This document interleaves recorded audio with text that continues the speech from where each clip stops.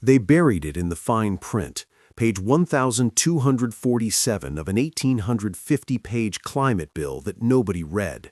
It passed at 2:34 a.m. on Tuesday morning while you were asleep, while the news cycle was distracted by the latest celebrity scandal, while Congress pretended this was just another routine environmental regulation.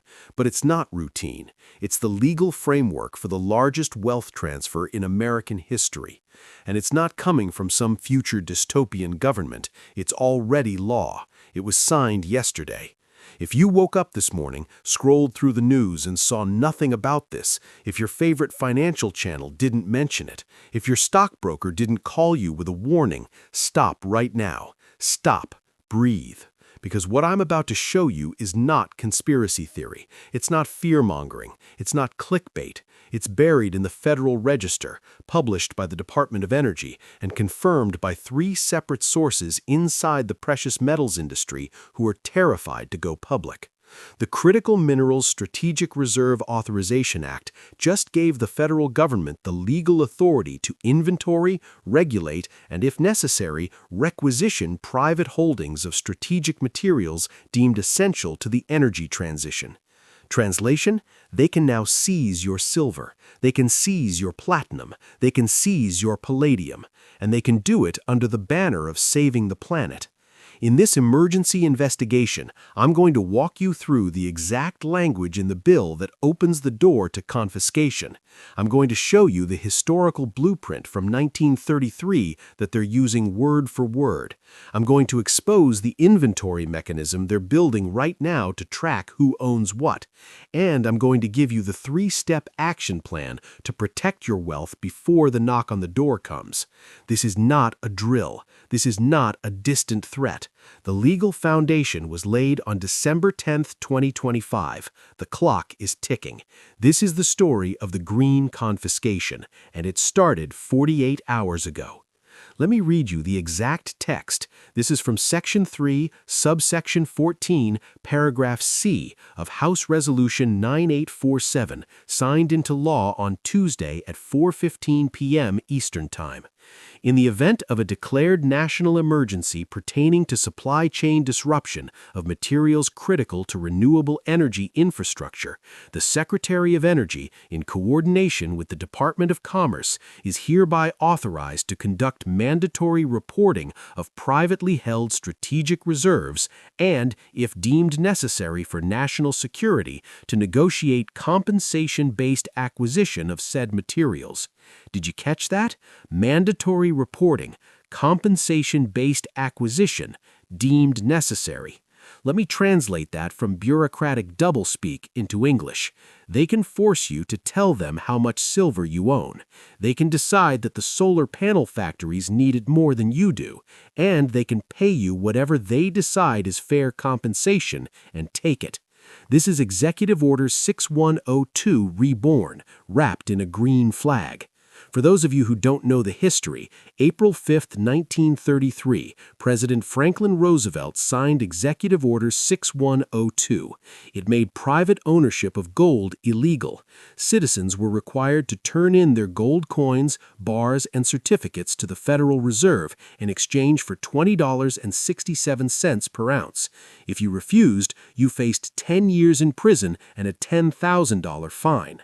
They called it a national emergency. They said it was necessary to fight the Great Depression. They said it was temporary. It lasted 41 years. And here's the kicker. After they confiscated all the gold at $20.67, they revalued it to $35 an ounce the very next year. The government made a 69% profit on the wealth they seized from their own citizens. The people who complied got robbed. The people who hid their gold and waited became generationally wealthy. We are watching the same playbook unfold right now, but this time they're smarter. They learned from 1933. They're not going to announce it with a dramatic executive order and mass panic. They're going to boil the frog. Here's how it works. Step 1, create the legal authority. That happened Tuesday. Check. Step 2, build the inventory system. That's happening right now, and I'm going to prove it to you. Step 3, trigger the emergency. That's coming, and I'll explain exactly what event they're waiting for. Step 4, activate the seizure. That's the end game. But if you understand steps 1 through 3, you can sidestep step 4 entirely. Let's go deeper. You might be thinking, okay, they passed a law, but how do they even know I own silver? I bought it with cash. It's in my safe. There's no record. Wrong. There are 6 different ways the federal government is building a database of who owns what right now. And if you've made any of these mistakes in the last 5 years, you're already on the list. Tracking mechanism number 1, bullion dealer reporting. As of January 1st, 2024, any transaction over $10,000 with a precious metals dealer triggers a Form 8300. That form goes directly to the IRS and FinCEN, the Financial Crimes Enforcement Network. They know your name, they know what you bought, they know how much. Did you buy a monster box of Silver Eagles last year for $12,000? You're in the database. Tracking mechanism number 2, bank wire records. If you wired money to APMX, JM Bullion, SD Bullion, any of the big dealers, that transaction is flagged. The banks report large wire transfers to the Treasury under anti-money laundering laws. They don't know what you bought, but they know you sent money to a precious metals dealer. If they cross-reference that wire with the dealer's Form 8300, they have a complete picture. Tracking mechanism number 3, safe deposit box registrations. This is the one nobody talks about. Under the Bank Secrecy Act, financial institutions are required to maintain records of safe deposit holders. If you have a box at Chase, Wells Fargo, Bank of America, they have your name, your box number, and a general category of what you're storing. In 1933, they went to the banks, they opened the boxes, they took the gold. Why do you think that wouldn't happen again? Tracking mechanism number 4, import records. Did you buy silver from a Canadian dealer, an Australian mint, a European refinery? That shipment crossed a border. Customs logged it. They know the sender. They know the recipient. They know the declared value. You're in the system. Tracking mechanism number 5, online digital footprints. Every time you Google best silver coins to buy, every time you watch a video about gold storage, every time you click an ad for a bullion dealer, you're being tracked. Your IP address, your device ID, your browsing history. The NSA doesn't need a warrant to collect metadata, and metadata becomes evidence when they're building a confiscation target list. Tracking mechanism number 6, the new one, the terrifying one, blockchain wallet surveillance. If you bought silver-backed tokens, if you hold PaxG, if you invested in a digital precious metals platform, that wallet address is public. They can see exactly how much you own in real time. You thought you were being modern and tech-savvy. You just gave them a live inventory feed. So when I tell you that the government knows who owns strategic metals, I'm not speculating. I'm reading their own documentation. The infrastructure is already built. The data is already collected. The only thing missing was the legal authority to act on it. That authority was granted on Tuesday. Now here's the question. If they have the law and they have the data, why haven't they pulled the trigger yet? Because they need the crisis. In 1933, Roosevelt waited until the banking system was on the verge of total collapse. He needed the public to be scared enough that confiscation seemed reasonable, patriotic even. Do your part to save America. In 2025, they're waiting for the energy crisis. Let me paint you the scenario, and I want you to understand this is not fiction. This is the plan that's being gamed out in Washington right now. Scenario: it's summer 2026. The western United States is experiencing the worst heat wave in recorded history.